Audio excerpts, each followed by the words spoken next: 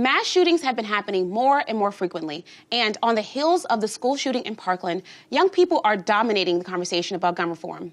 This past weekend, we had the honor of marching with students from all over the country in Washington, D.C., and it's so important that we keep this momentum going. But how? How do you take the energy from marches all over the world and use it to bring active change? We get into 7 tangible ways that you can keep the movement going. We play a game of your favorite's problematic, and as always, we'll be reading your comments and questions. This is Teen Vogue Take. I'm Tiffany Bender. I'm Allie Maloney. I'm Sammy Scott. I'm Wembley Sewell. And I'm Phil Picardi. Phil, we launched a groundbreaking digital cover this week that was truly, truly amazing, but it was met with heavy critiques and even heavier edits. Yes, yeah. I mean, listen, whenever we release something that's political in nature, we prepare ourselves for the inevitable backlash by the typical subjects. And in this case, that includes the NRA, who we knew would not be happy with our content, and of course, various hate groups like the neo-Nazis and the alt-right. And so we don't really pay any mind to critiques from those groups because we're not ideologically aligned with them, and that's not who we represent, right? We represent the youth of America and the points of view of the youth of America. And the numbers showed that the youth of America showed up to march for their lives, and so that's who we were there representing. And I think the great thing about the covers, and Allie played a huge role in this, and it was the curation of the talent who was involved. And we wanted to very intentionally bring together a group of kids who included the Parkland students like Emma González, like Sarah Chadwick, like Jacqueline Corrine, and like Nick, but also bring people to the table who have been fighting for gun control since before Parkland happened. And that included Enzari from Chicago, that included Kenuja Woods and Clifton Kinney from Ferguson. And we just wanted to show the various elements of gun control and what gun control looks like for different communities and how this has been happening for a very long time, and make sure we were passing the microphone to all people who are a part of the movement. Unfortunately, we did know that we would receive this backlash, but we didn't realize, I guess, the extent to which it would occur. And so what I think you're leaning towards is that our cover was photoshopped. Yeah. So I was actually, Allie and I were both on the bus back from Washington, D.C., from the March for Our Lives, and I was sitting next to the director, Tyler Mitchell. And he shows me his phone, and it's a picture of Emma that someone had sent him to his email, and it's a photo of her ripping up the Constitution. Well, on our cover, of course, we had Emma ripping up shooting target papers. And it's so funny because I distinctly remember asking the girls which cover concept they would feel the most excited about. We had them rolling down a banner, we had them waving a flag, and then we brought out the target papers, and I ripped one, and they were like, that's the shot, that's what we're doing. Yeah. They all got so excited. And so that's the concept that we went with. Someone had actually taken the time to Photoshop this image and replace it with the Constitution of the United States. And essentially, they Photoshopped both the video cover, which takes a lot of work in post, and they also Photoshopped the still image. When they Photoshopped the still image, they actually flattened her so she appeared wider. They lightened her skin tone. They deepened her under eye circles. And you also notice that they even made her ears pointier. Yeah. So there are all sorts of insidious implications there to why they made those decisions when they manipulated this image. Yeah. In the aftermath, though, what we were faced with at Teen Vogue and on social, and why we took to social to kind of, we are very selective about what controversies we address from the alt-right and from these people, but we needed to say something because, look, social media played a huge role in the disruption of our election and our democracy. And it's also called into question the legitimacy of our current president. And when we think about the algorithm change that Mark Zuckerberg has recently made, which actually disincentivizes legitimate and verified news publishers and further incentivizes only people in your network, you really start to think, if the president is vilifying the fake news media, right, and he is putting us more on the defensive, why is Facebook also doing the same, right? Why are you essentially perpetuating that narrative? Yeah. Why does Twitter still allow bots to roam its service even after we know that the Kremlin is employing bots all over Twitter to help inform public opinion? So we basically were frustrated because if we were in a pre-Facebook algorithm change, our cover would have been all over social media, and people would have known from the jump that that was a fake image. It's essentially meme warfare, right? The alt-right and And even, I'm sure, what the Kremlin is working on, if you read the New York Times profiles and if you read more about Cambridge Analytica, you know that they are using popular internet culture and they are basically appropriating it to suit their political ideologies. So they're finding the things that are going to make people react the most, and then they're using it to their advantage to basically dismantle the truth. And now we have conservative politicians on Fox News making fun of and mocking these kids, you know? It's like, have we really stooped to this level when all these kids are saying is, please don't kill me, and enact legislation that will protect me? None of them are saying anything about abolishing the Second Amendment, right? They're asking for really simple things about gun control. And the fact that they're being vilified and targeted to this extent is really unfortunate. And it's among the most unfortunate parts of our work at Teen Vogue, is that when we give young people a platform, we also subject them to vitriol. And at the end of the day, these are just kids trying to make a change. Like, I feel like adults have, for so long, have been complaining about teens not doing anything, and now they feel empowered, they want to change the world, and like they're doing insidious things. I wanted to bring it back a little bit to how we move past the hashtag, move past the social media. If you look, for instance, Sammy, give me a hashtag. Let's go with March for Our Lives, since that was last weekend. If you just look at the trend from this past Saturday to today, it's already declined so much.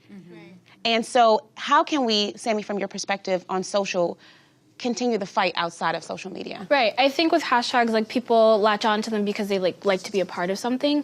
But I think moving forward, as we talked about before, you have to find tangible ways to make change in your community, in real life, as opposed to just online. And I think my job being on Twitter is to, like, find ways for those kids to be able to do that. Yeah, the Washington Post posted a study that said 40% of young people have liked or followed a campaign or organization that they believe in, but less than 20% of those same people actually engage, attend a rally, call an elected official. We released an article that gave away, like, tangible things that you can do to make change. Wembley, can you talk to some of those points?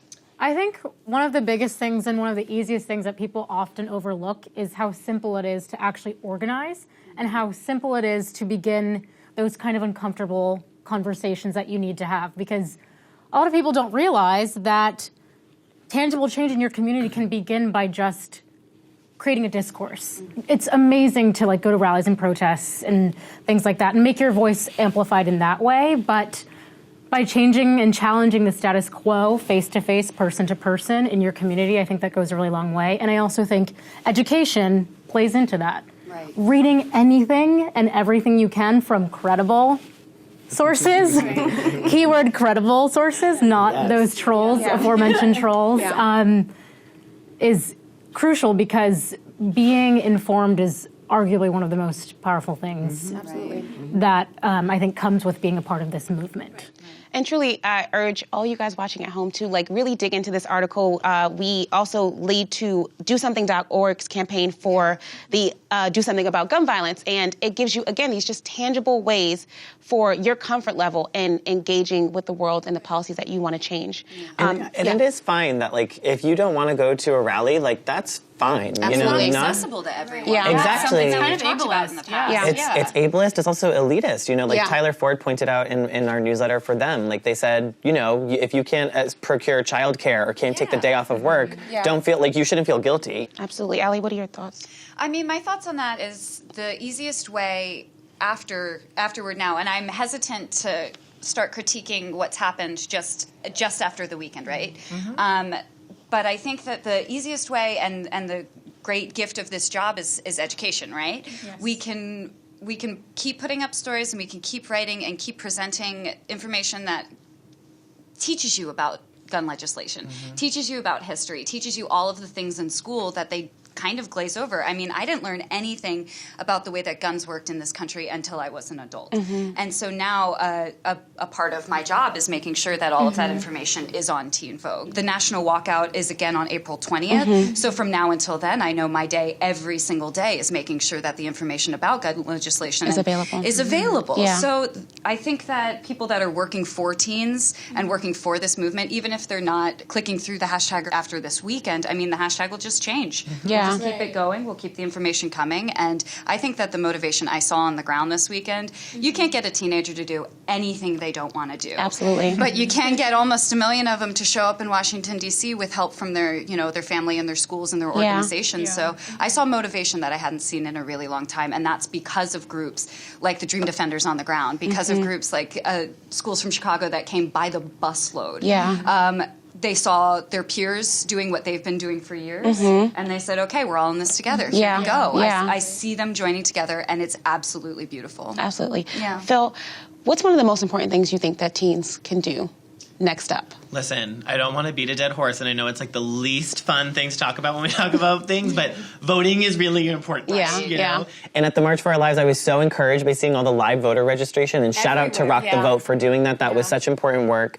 Even if you're 17, you can still register to vote, and you should be registering to vote. If you're not registered, it's not too late, because if we don't take the midterm elections back from November the 6th. from the elected officials who are being funded by the NRA, then this is all in vain, right? And this is our one chance to really show what young people are made of. And I think the March for Our Lives was a great symbol and was a great rallying point for that, but it doesn't matter if we can't get these people voted out of office. And that was the chant that kept on resurfacing every time someone left the stage, every time a performance ended, was vote them out. And I loved that because it was reminding me, like, okay, these young people are going to show up, they're going to wait in line, and they're going to vote. And that's what matters. So, can I also add one thing? Of course. Because I think a lot of people also have a lot of misconceptions about calling your representatives, calling your senators. I think a lot of people are nervous to get on the phone. They text all the time. It's like, I was once someone who answered those phone calls. The common misconception is that you're going to talk to your representative.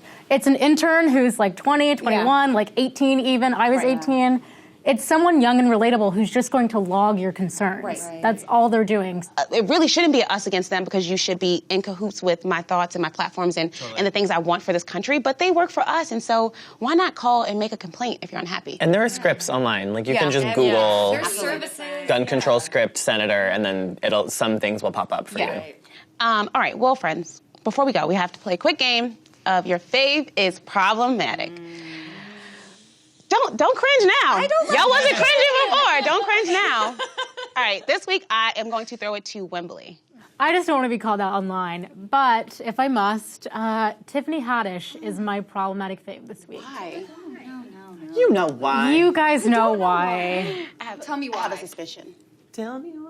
I think it's another hashtag for surfacing the Who Bit Beyonce hashtag. Oh, right. Didn't even know it was a hashtag. I need to log on. I mean, I'm of the belief that if that information came out, like, Beyonce had to have approved it. That's just me. No. That's just me. No. That's just me. Okay, You think Beyonce needs more press? I'm a rewind the conspiracy steps theorist, for it's Allie. So Yeah, what happened was, What had happened was Tiffany went to a party with J&B. Having so much fun, I bet. their Oscars party. The Oscars party. Most notably, Yeah. she said that someone bit Beyonce in the face. Whomst. Exactly. She wouldn't say who. So you don't think that it's a press thing? I do not think it's a press thing. The last person in the world who needs more attention is Beyonce Knowles.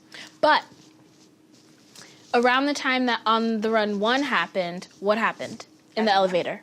Do you remember? I recall. I don't What, like in the this. conspiracy? I don't like this narrative that you were making about Beyonce. I'm a Beyonce You think stan, she's but planting scandals before her tours I don't think to she's sell planting tickets? scandals. I think that she's letting it fly when it needs to fly. Listen, she's going to drop new music, and you're going to look all sorts of a Somebody's fool about to flip the saying this table, on we're YouTube. going to get out of here.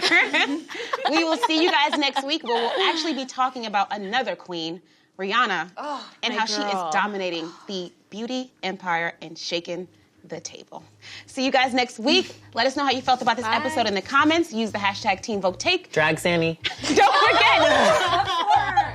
forget to like, share, subscribe, and we will see you next week.